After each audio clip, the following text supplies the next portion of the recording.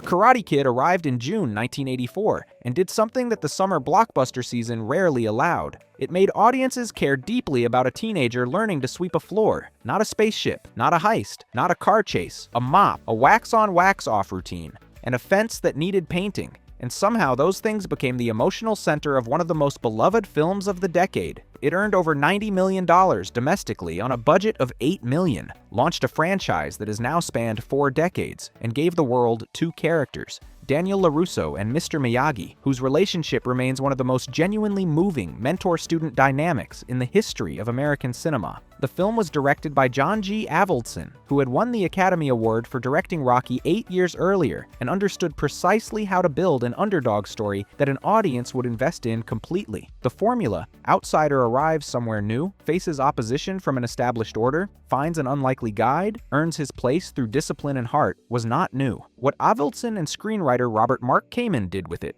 was execute it with enough specificity and enough genuine feeling that the formula disappeared inside the film and left only the story. These are 15 facts about The Karate Kid, how it was cast, what happened behind the camera, and why a film about a kid from New Jersey learning karate from his apartment building's handyman became one of the defining films of its generation. Stay for number 15 to find out how the film's most iconic moment almost didn't make it into the final cut. Before we head to the All Valley Tournament, hit like and subscribe back before TV and cinema so you don't miss any of our deep dives into the classic films that shaped a generation.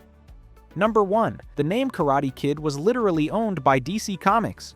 If you watch the end credits of the film, at the very bottom of the list of credits, just under the key grips and catering companies, there's a very peculiar line indeed, a special shout-out to DC Comics. Why do we have to thank the company that owns Batman, Superman, and Wonder Woman to a grounded movie about a teenager in the San Fernando Valley? Columbia Pictures did not even have the rights to the name of the Karate Kid. In 1966, nearly 2 decades earlier than Daniel LaRusso would paint his first fence, writer Jim Shooter created a DC Comics superhero called Val Armour. He was a 30th century member of the Legion of Superheroes, and his superhero name was, you guessed it, Karate Kid. His superpower was that he was the master of all the martial arts to the extent of literally cutting through hard metal. Columbia Pictures came to a dead end when they chose the title of their movie. Their right to use the title under the law was in danger of a colossal copyright infringement suit. Columbia even had to take the hat in hand to DC Comics to request special, written permission to use the name to their film. Fortunately, the movie rights of comic books were not a multi-billion-dollar business in the 1980s as they are in the current times.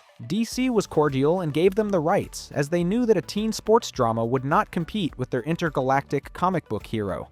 Number 2. The fact that one of the greatest samurais almost plays Mr. Miyagi. Pat Morita is so much intrinsically linked to Mr. Miyagi that he or she cannot even imagine a person who would grab that fly with chopsticks. Nevertheless, initially the studio executives did not want a comedian. They wanted a heavy-hitting, serious, dramatically trained actor. Actually, they brought the iconic Toshiro Mifune, the icon of Japanese films. As you may not know, Mifune was the star who could be called upon to film the leading role in most of the films by the director Akira Kurosawa, who is regarded to be the star of such a masterpiece of movies as Seven Samurai and Yojimbo. Mifune's audition was reported as phenomenal, but there was an enormous, insurmountable hitch. He was too good, too intense. His performance helped Miyagi imagine a warrior who was dangerous, frightening, war-tormented, and had gone through the worst in humanity. The director John G. Avildsen was aware that having Mifune portray the role, he would frighten the audiences, especially the children to whom the movie was directed. Moreover, Mifune was terrible at English, and this would have entailed rewriting of the scripts in huge proportions and extensive reliance on subtitles. The producers were aware that they required a gentle, lovable, surrogate father with a sense of humor, a suburban Yoda. The finding led to Pat Morita, whose background in stand-up comedy gave Miyagi the comfort and humor that made the character an icon of the pop culture. Number 3. In order to obtain the part of John Kreese.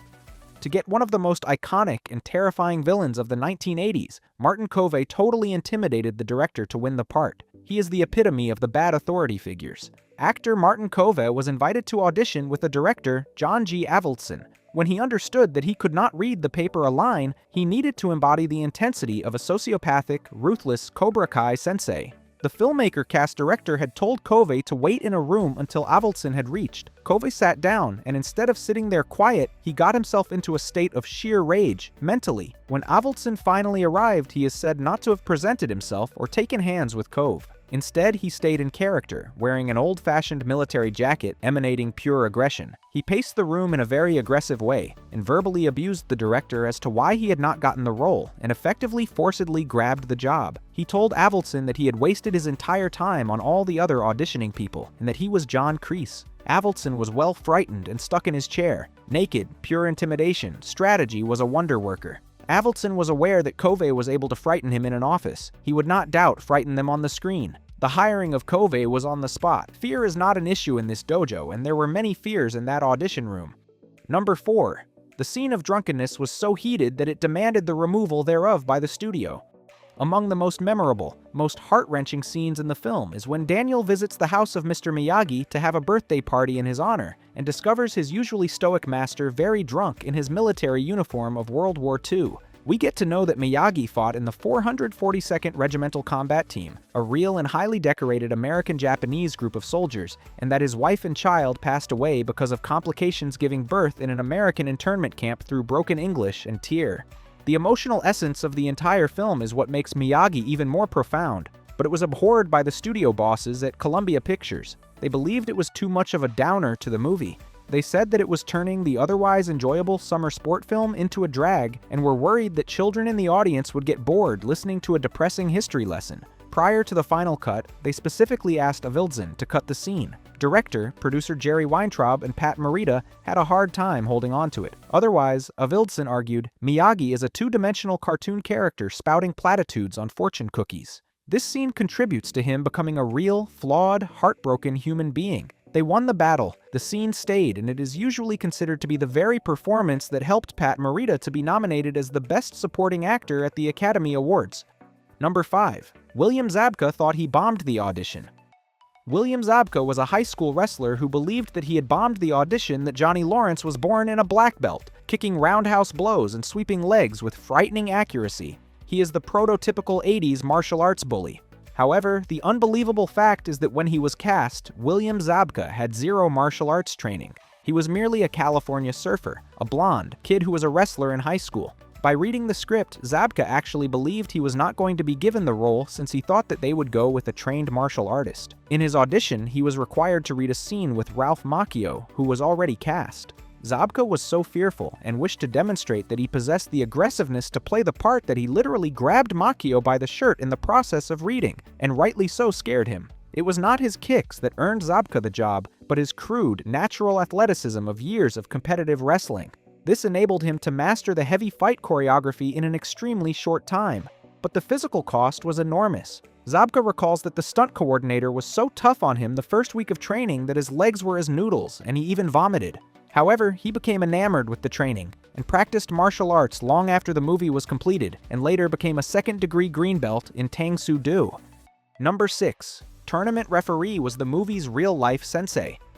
The movie has a real-life terrifying sensei, the referee of the tournament, barking rules at Daniel and Johnny, telling them to fight clean and not to leave the mat during the climactic All-Valley Karate tournament. That is not just a random bit actor cashing a check. Pat E. Johnson is the chief stunt coordinator and the fight choreographer of the film. But Johnson was no Hollywood stuntman who was faking knowledge of karate. He was an authentic, frighteningly proficient 9th-degree black belt in Tang Soo Do. In fact, he had been a former captain of the undefeated black belt competition team of Chuck Norris and had been a part of the Enter the Dragon of Bruce Lee. Johnson was the genius behind the scenes who planned out each and every punch, block, sweep, and kick of the movie. Johnson employed psychological warfare to achieve the desired performances. He even trained Ralph Macchio and the cast of Cobra Kai entirely apart. He conditioned the Cobra Kai guys along with that of the aggressive, militaristic, and brutal training to develop a feeling of pack camaraderie and the highest level of arrogance. Meanwhile, he was training Macchio all by himself, with emphasis on traditional, defensive moves and isolation.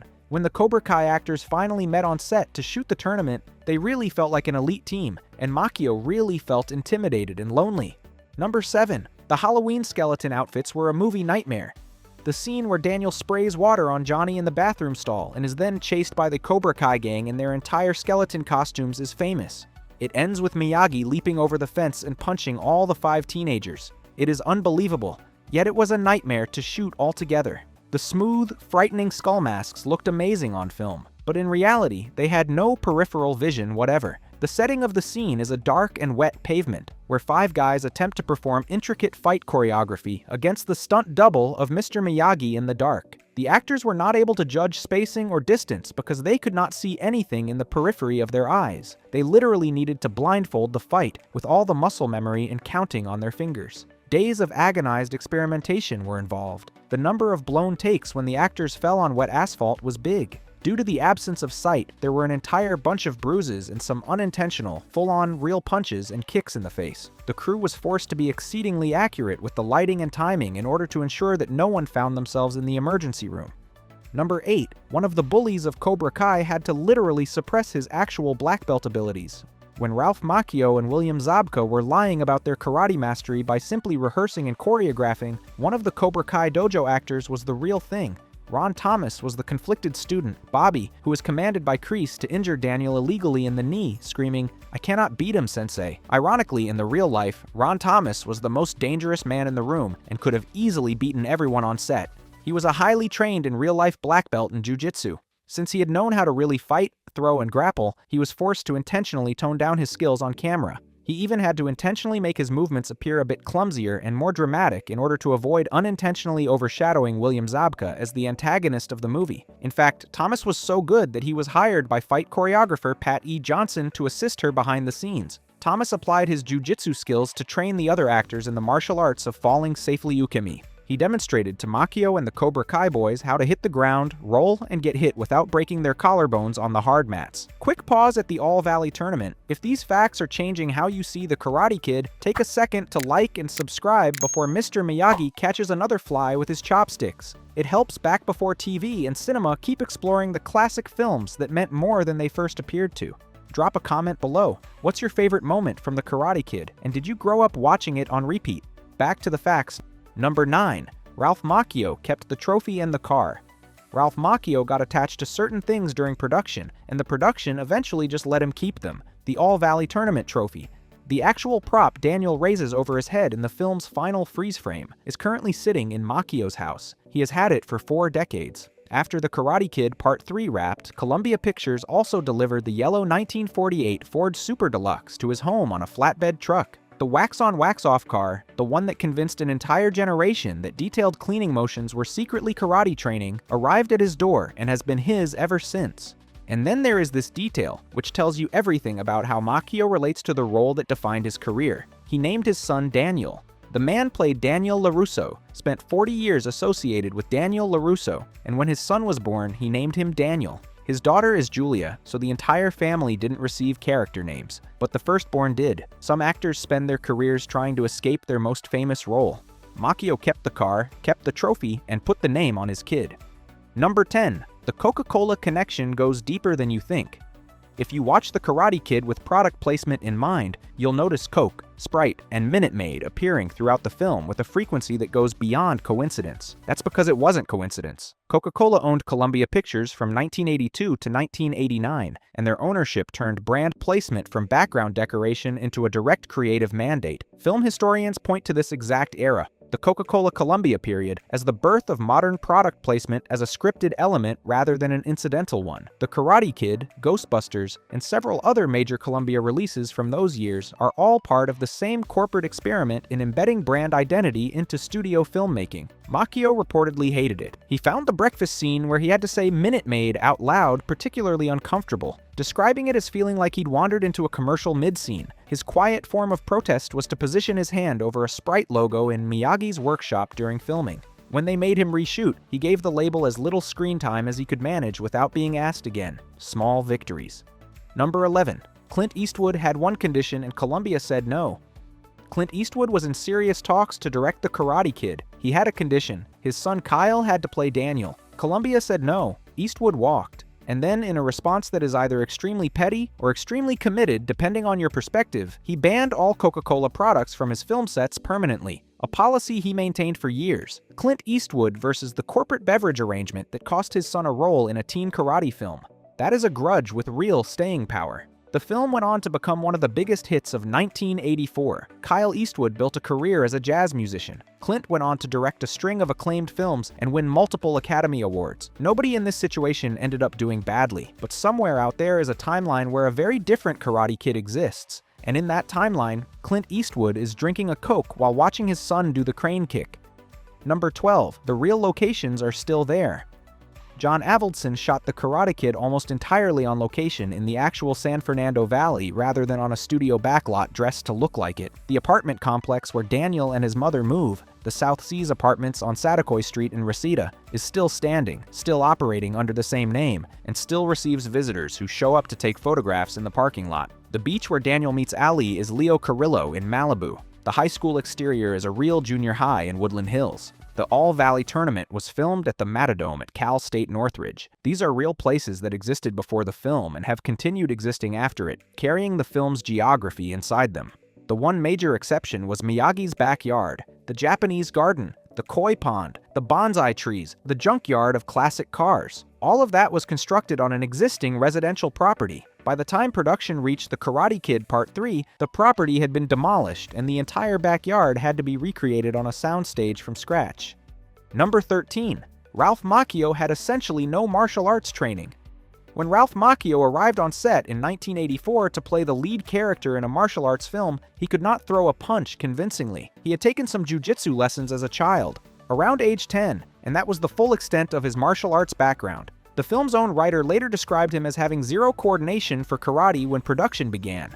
What Macchio did have was tap dancing. He had been training since age 3, and that background gave him something more useful than most people would expect. The physical discipline to learn complex choreography quickly, the ability to repeat precise movements consistently, and the body awareness to make rehearsed sequences look natural rather than practiced. Fight choreographer Pat E. Johnson trained Macchio for months in Okinawan Goju Ryu, the same style Mr. Miyagi would have practiced. With a specific approach, teach Macchio exactly what each shot required, rehearse it until it read as genuine, and film it before anything faded. The result was a performance that convinced a generation of viewers they were watching a real practitioner. For years, Macchio joked about fans approaching him expecting martial arts wisdom from a man who had learned karate almost entirely through choreography. But the story has a late-act turn. After 4 decades of sequels and 6 seasons of Cobra Kai, the training accumulated into something real. In April 2025, Ralph Macchio earned an actual black belt in karate. The actor who inspired millions of kids to sign up for classes while knowing almost nothing about the discipline finally earned the rank for real,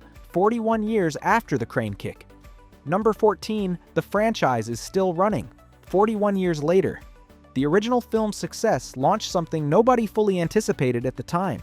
Part 2 took Daniel and Miyagi to Okinawa in 1986. Part 3 brought Terry Silver's revenge arc in 1989. The next Karate Kid introduced a new student in 1994 with Hilary Swank. The 2010 remake moved everything to China with Jaden Smith and Jackie Chan. Then came Cobra Kai. The 2018 series picked up 34 years after the original tournament, following a down-on-his-luck Johnny Lawrence and a successful Daniel LaRusso, whose rivalry reignited through competing dojos. YouTube launched it. Netflix turned it into a genuine phenomenon. It ran 6 seasons, wrapped in February 2025, and didn't just revisit the original, it recontextualized it. Was Daniel actually the hero? Was Johnny the one who deserved sympathy? A film that had seemed like a clear underdog story turned out to have enough moral complexity to sustain 6 seasons of re-examination. Karate Kid: Legends arrived in theaters in May 2025, officially connecting the 2010 remake to the original timeline, teaming Macchio's Daniel with Jackie Chan's Mr. Han. One scrappy 1984 movie about a kid from New Jersey became a multi-generational franchise spanning 4 decades, 6 films, and a television series that made people reconsider who the villain actually was.